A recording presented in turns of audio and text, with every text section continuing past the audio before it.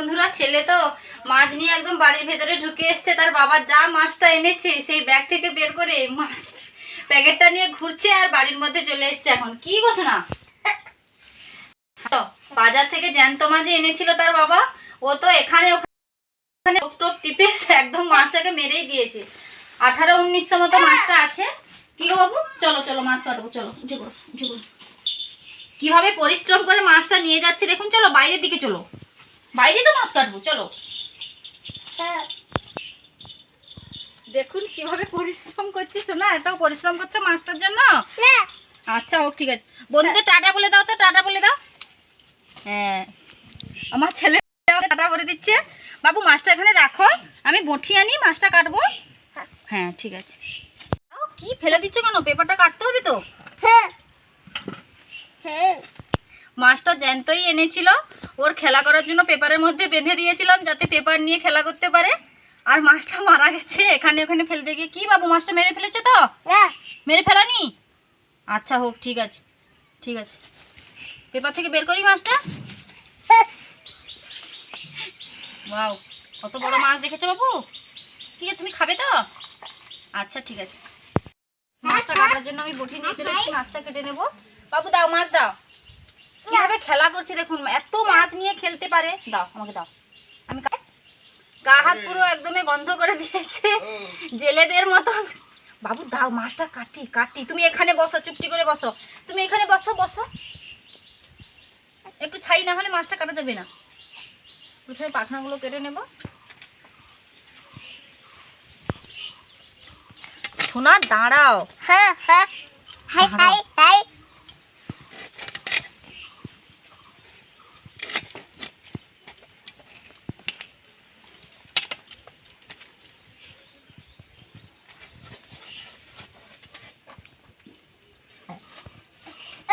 বাবু বন্ধুদের টাটা বলে দাও তো।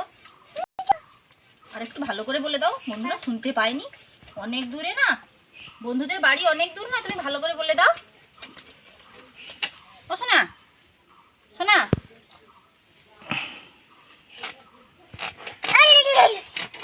সোনা বন্ধুদের টাটা বলে দাও। ও পাখনাগুলো কেটে নিয়েছি, প্রথমে আঁশটা ছাড়িয়ে নেব। বাবু দাঁড়াও দাঁড়াও দাঁড়াও, সোনা দাঁড়াও।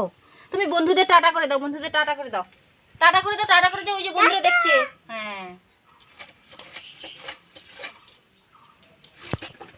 মাছ ঘাটাঘাটি করছিল বকার জন্য, সেই জন্য দেখুন গাড়িতে বসে গাড়ি চালাতে লেগে গেছে। গাড়িটা চালাও, বন্ধুদের দেখিয়ে দাও তুমি কিভাবে গাড়ি চালাও, দেখিয়ে দাও।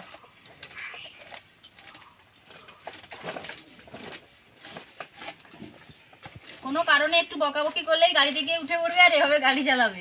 কি শোনা? আচ্ছা ঠিক আছে।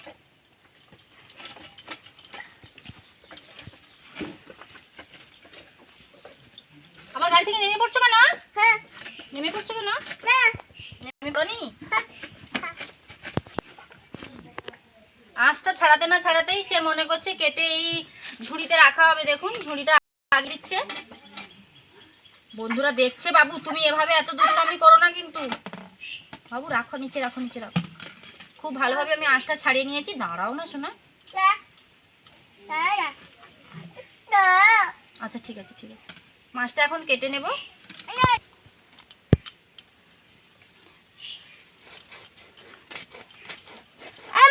বলো বলো, কি বলছো?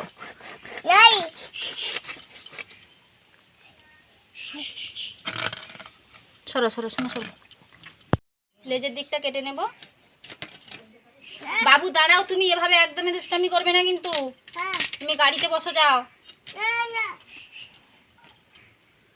মাঝখান বরাবর কেটে দেব, বড় মাছ।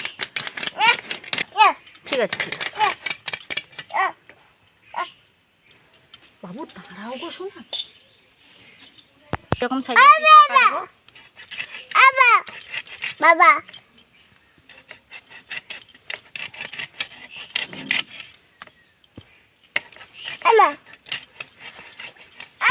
বলো বলো, ঠিক আছে ঠিক আছে।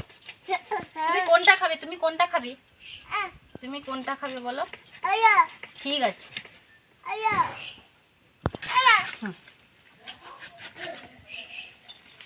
আচ্ছা ঠিক আছে, দাঁড়াও আমি রান্না করি, খাবে। হ্যাঁ বাবা, ঠিক আছে বাবা খাবে। আর কে খাবে? আমি খুব সুন্দরভাবে কেটে নিয়েছি, এখন ধুয়ে নিয়ে চলে আসবো। দেখুন ছেলে এখনো ঘাটতে ছাড়েনি। বাবু বকবো কিন্তু।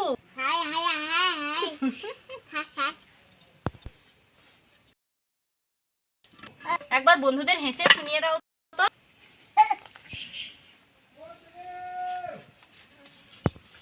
মাছগুলো আমি ধুয়ে নিয়ে চলে এসেছি, মাছে এখন লবণ আর হলুদ মাখিয়ে দেবো।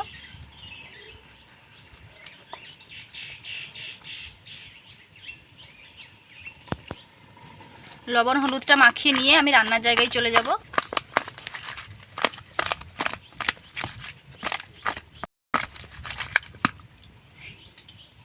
রান্নার জায়গায় চলে এসেছি, উনুন ধরিয়ে আমি কড়াইতে তেল গরম হতে দিয়ে দিয়েছি মাছ ভাজার জন্য। কড়াইতে এখন লবণ হলুদ মাখানো মাছগুলো দিয়ে দেব।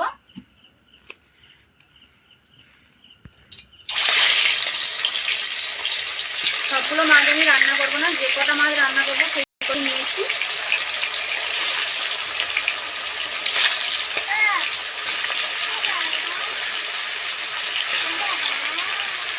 মাছগুলো আমি এপিট ওপিট ভালো করে লাল লাল করে ভেজে নেব। মাছগুলো ভাজা হতে হতে আমি ঝোলের জন্য যা মশলা নিয়েছি মশলাগুলো করে নেব। একদিক খুব সুন্দরভাবে ভাজা হয়ে গেছে, আর একদিক আমি উল্টে দিচ্ছি। দেখুন খুব সুন্দর লাল লাল হয়ে ভাজা হয়েছে।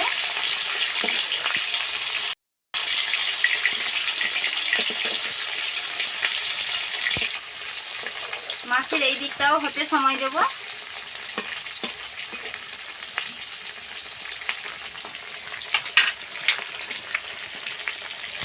আমি খুব সুন্দর লাল লাল করে ভেজে নিয়েছি দেখুন। এখন এগুলোকে আমি তুলে নিচ্ছি।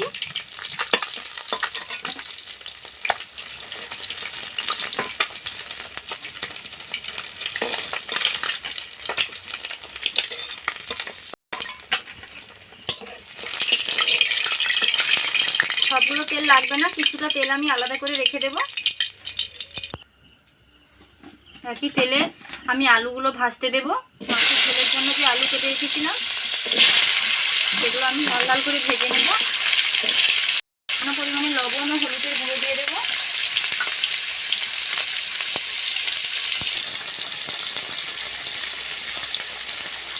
খুব সুন্দর লাল লাল করে আলুটাও ভেজে নেব।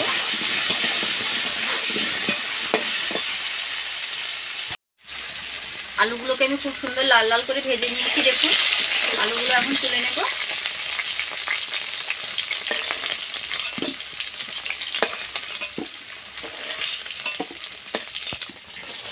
চামচটা আনতে ভুলে গেছি, খুন্তি দিয়ে আলুটা তুলতে একটু অসুবিধা হচ্ছে। আমি অনেক সময় অনেক কিছু ভুলে যাই।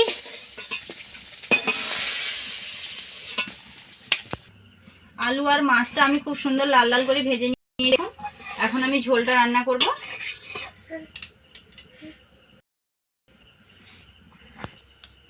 একই তেলে প্রথমে দুটো তেজপাতা দিয়ে দেব।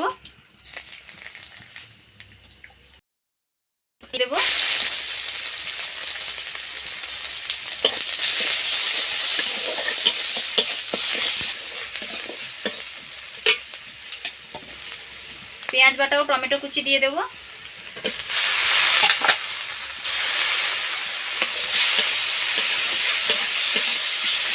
সমস্ত মশলা একসঙ্গে আমি হালকা হালকা করে ভেজে নেব।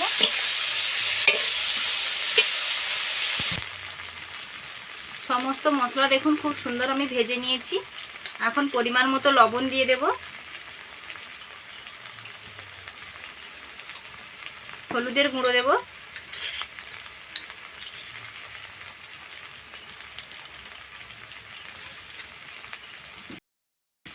লঙ্কার গুঁড়ো দেব।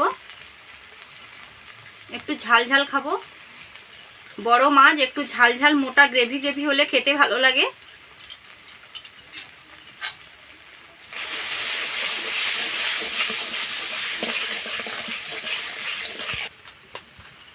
বাজারে একটা ঝোলের মশলা পাওয়া যায়, সেই ঝোলের মশলা আমি সামান্য পরিমাণে দিয়ে দেব।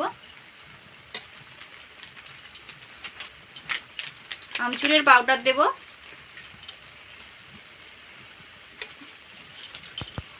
নুন, এই আমচুরের পাউডার আর ঝোলের মশলা যে দিলাম, এটাতেই ঝোলের স্বাদটা একদম বদলে যাবে। এখন সামান্য পরিমাণে জল দিয়ে দেব।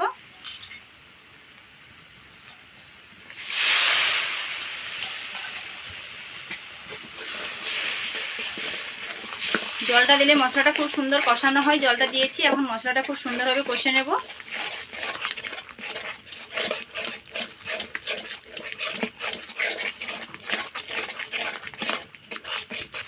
মশলাটা আমি খুব সুন্দর কষে নিয়েছি। এখন ভেজে রাখা আলু দিয়ে দেব। আলুর সঙ্গে মশলাটা 2-1 মিনিটের জন্য আমি নেড়ে নেব।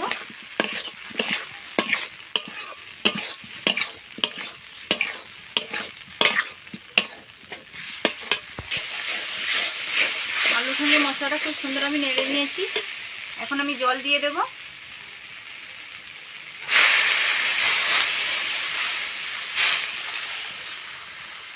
ঝোলটা ফুটে এলেই আমি মাছগুলো দেব। বন্ধুরা, যদি আমার রেসিপিটি ভালো লেগে থাকে প্লিজ লাইক, কমেন্ট ও শেয়ার করতে ভুলবেন না। এরকম আরও নতুন নতুন রান্নার ভিডিও পাওয়ার জন্য আমার চ্যানেলটিকে প্লিজ সাবস্ক্রাইব করবেন। এখন ঝোলটা খুব সুন্দরভাবে ফুটে গেছে। এখন আমি ভেজে রাখা মাছগুলো দিয়ে দেব।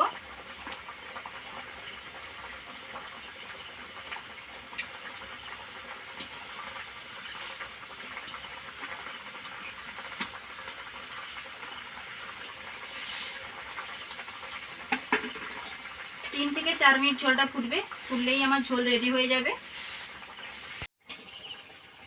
দেখুন ঝোলটা আমার খুব সুন্দরভাবে রেডি হয়ে গেছে। দারুণ স্বাদের একটা ঝোল হবে কিন্তু, কারণ এই যে আমচুর পাউডারটা দেওয়া হয়েছে এটা কিন্তু দারুণ স্বাদ লাগে। ঝোলটা একটু গায়ে গায়ে মাখামাখি করেছি।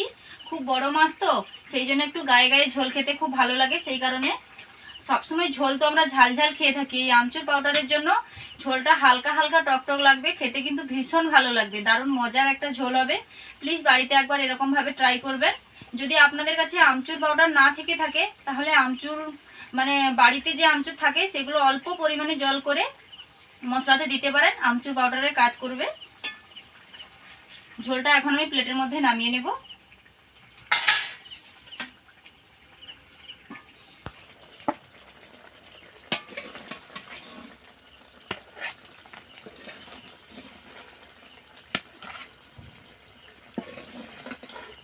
খুব বেশি ঝোল রাখিনি, দেখুন